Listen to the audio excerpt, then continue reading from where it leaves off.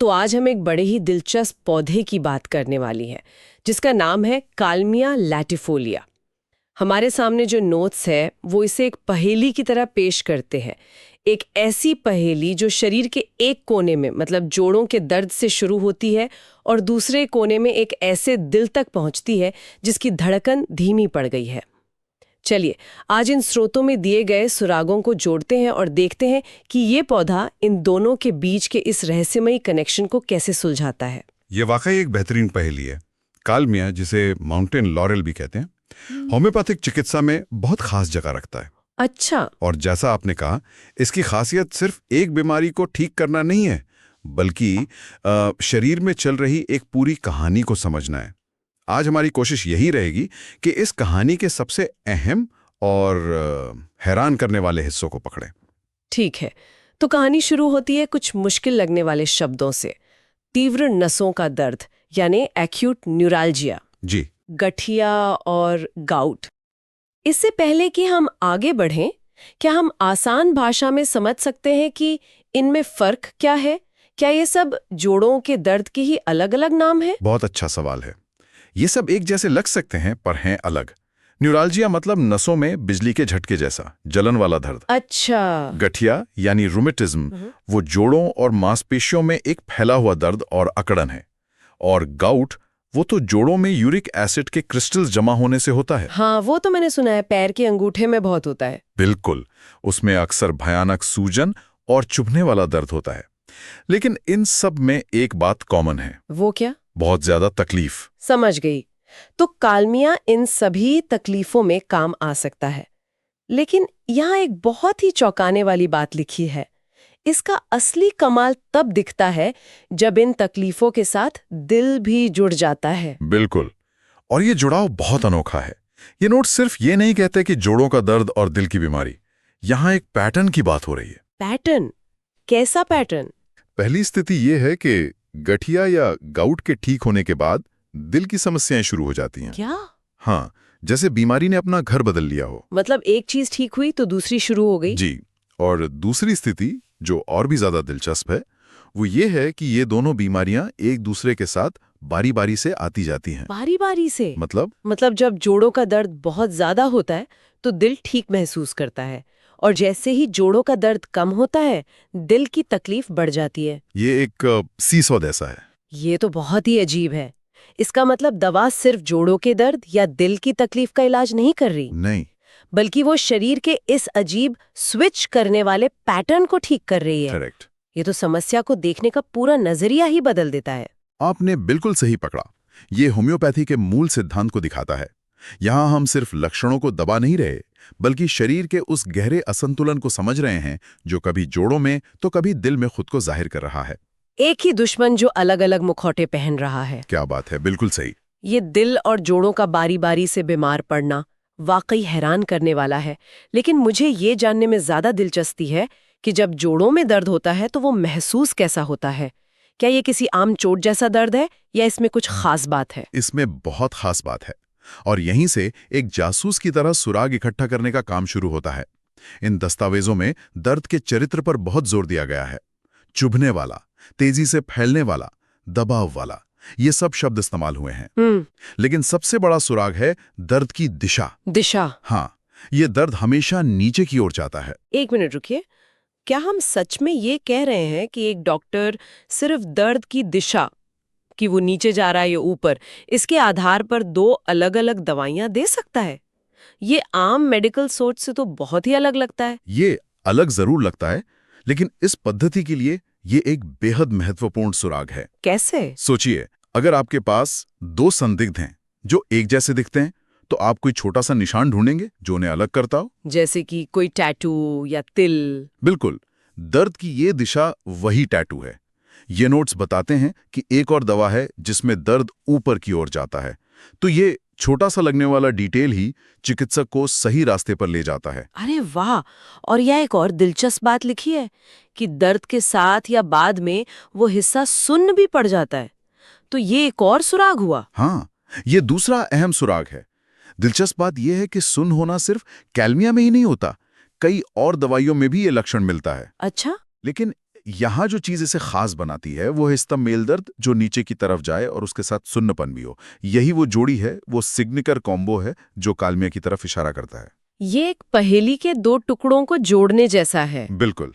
ठीक है, तो अब हमारे पास कुछ खास सुराग हैं। दर्द का दिल से कनेक्शन, नीचे की तरफ जाना और सुन्नपन। लेकिन इन नोट्स में कुछ और भी अजीब लक्षण हैं जो मुझे किसी साइंस फिक्शन कहानी जैसे लगे, खासकर आंखों से जुड़े लक्षण। हाँ, ये वे लक्षण हैं जिन्हें होम्योपैथी में अजीब, दुर्लभ और अनोखा कहा जाता है। अच्छा। और इन्हें सबसे ज्यादा अहमियत दी जाती है। ये वो सुराग हैं जो सीधे सीधे अपराधी की पहचान बता देते हैं। बिल्कुल, जैसे इसमें लिखा है, सिर्फ दाहिनी आंख और उसके आसपास की हड्डी में भयानक चुभने वाला दर्द। और फिर फौरन एक और दवा से तुलना की गई है कि उसमें यही दर्द बाईं आंख में होता है। ये दाएं और बाएं का फर्क इतना जरूरी हो सकता है, ये सोचना ही कमाल है। और उससे भी अनोखी बात है उस दर्द का शेड्यूल। शेड्यूल, दर्द का शेड्यूल। हाँ, ये कोई आम सिरदर्द नहीं है जो कभी भी आ जाए। इन नोट्स के मुताबिक ये दर्द सूर्योदय के समय शुरू होता है। अच्छा।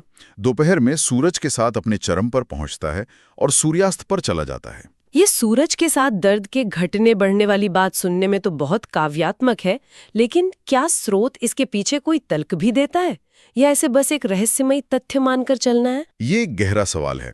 ये स्रोत सीधे तौर पर क्यों का जवाब नहीं देते, लेकिन ये एक बहुत बड़े सिद्धांत की ओर इशारा करते हैं। ये दिखाता है कि शरीर सिर्फ अंदरूनी कीटाणुओं या चोटों से ही प्रभावित नहीं होता, बल्कि वो ब्रह्मांड की बड़ी लय जैसे दिन और रात के चक्र से भी गहराई से जुड़ा हुआ है। वाह! ये स्वास्थ्य को देखने का एक पूरी तरह से अलग नजरिया है जो मानता है कि हम इस कुदरत से अलग नहीं बल्कि इसका ही एक हिस्सा हैं। ये तो वाकई सोचने वाली बात है। अच्छा, गठिया के लक्षणों पर वापस आते हैं। कहा गया है कि दर्द बहुत तीव्र होता है और अचानक जगह बदलता है, एक जोड़ से दूसरे जोड़ में फुदकता रहता है। हाँ, ये घूमता हुआ बेचैन दर्द है। लेकिन ये सिर्फ एक अंदरूनी एहसास नहीं है, इसके बाहरी संकेत भी बहुत साफ हैं। क्या है वो संकेत? प्रभावित जोड़ गर्म, लाल और सूजे हुए होते हैं। लेकिन यहाँ जो सबसे महत्वपूर्ण बात है वो ये है कि ये दर्द जरा सी भी हरकत करने पर बहुत ज्यादा बढ़ जाता है। जरा सी भी हरकत से? हाँ, इसका मतलब है कि मरीज पूरी तरह से स्थिर पत्थर की तरह रहना चाहेगा, क्योंकि हल्की सी करवट भी असहनीय दर्द का कारण बन सकती है। ये जरा सी भी हरकत करने पर दर्द बढ़ने वाली बात बहुत जानी पहचानी लगती है। कई बार जब किसी को चोट लगती है तो वो हिलने से भी डरता है, लेकिन यहाँ ये लक्षण इतना महत्वपूर्ण क्यों है? क्योंकि ये उस व्यक्ति की पूरी स्थिति को परिभाषित कर रहा है। ये सिर्फ एक दर्द नहीं है, ये एक ऐसी अवस्था है जहां शरीर का हर एक फाइबर, हर एक कोशिका बस शांति और स्थिरता चाहती है। और जब हम और अजीब लक्षणों की बात करते हैं तो एक और है, झुकने या नीचे देखने पर चक्कर आना। और फिर से दिल की तरफ एक इशारा। इन सारे सुरागों के बाद हम एक बहुत ही नाटकीय लक्षण पर आते हैं, नाड़ी यानी पल्स। स्रोत कहता है कि पल्स धीमी और मुश्किल से महसूस होने वाली होती है और एक संख्या भी दी गई है, 35 से 40 प्रति मिनट। ये चौंकाने वाला है ना? एक स्वस्थ वयस्क की आराम करते समय की नाड़ी 60 से 100 के बीच होती है। 35-40 का मतलब है कि शरीर का इंजन बहुत बहुत धीमी गति से चल रहा है। ये एक अलार्म की तरह है। और ये अकेला नहीं है, इसके साथ पीला चेहरा और ठंडे हाथ पैर भी बताए गए हैं। तो अगर हम इन सब को एक साथ रखें, बेहद धीमी और कमजोर नाड़ी, चेहरे पर पीलापन, बर्फीले हाथ पैर, तो ये उस दिल की समस्या की एक बहुत साफ तस्वीर बनाता है जिसका जिक्र हमने शुरू में किया था। सारे सुराग आकर एक ही जगह मिल रहे। बिल्कुल, ये एक पूरा सिंड्रोम है, लक्षणों का एक समूह जो एक साथ मिलकर कालमिया की कहानी कहता है। ये सिर्फ अलग अलग लक्षण नहीं है, ये एक पूरी तस्वीर है। अब इन दस्तावेजों के आखिर में संबंध यानी रिलेशंस नाम का एक हिस्सा है। ये बताता है कि ये दवा दूसरे उपायों के साथ कैसे काम करती है। ये हिस्सा बहुत महत्वपूर्ण है क्योंकि ये दिखाता है कि इलाज को एक अकेली घटना के रूप में नहीं देखा जाता। अच्छा?